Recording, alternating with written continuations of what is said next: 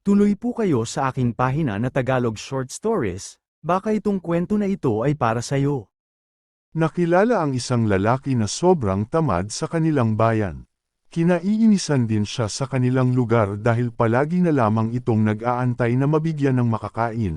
Ayaw niyang magtrabaho para kumita at makabili ng sarili niyang pagkain.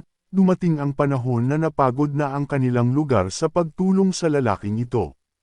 Dahil wala nang ang nagbibigay sa kanya ay naisipan niyang kumuha ng prutas mula sa puno na di niya pag-aari.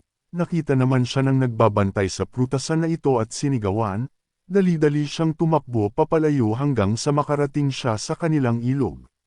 Sa kanyang pagpapahinga ay nakakita siya ng lumpong kambing. Napag-isip siya kung paano ito nakakakain sa kanyang kondisyon.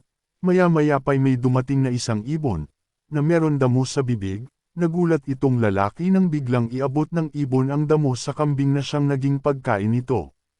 Dito ay napaisip ang lalaki na talagang mapagbigay ang Diyos na kahit pa sa isang lumpong kambing ay tinutulungan niya, pero nagtataka siya dito kung bakit tila ba napabayaan siya ng Diyos dahil halos wala na siyang makain at wala na halos tumutulong sa kanya. Sa kanyang paglalakad pa uwi ay umaasa itong merong makikilalang tao na magbibigay sa kanya ng pagkain dahil kanina pa ito gutom, ngunit isang ermitanyo ang kanyang nakasalubong.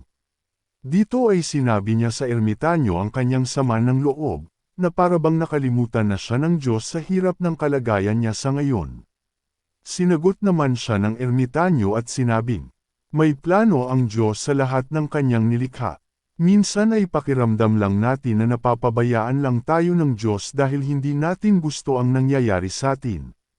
Pero kung iisipin mo, nais ng Diyos na maging ibon ka sa mga kakilala mong kambing, huwag mong isipin na napabayaan ka ng Diyos dahil lamang sa wala nang nagbibigay sa iyo ng tulong, ang tulong ng Diyos ay andyan na sa harapan natin.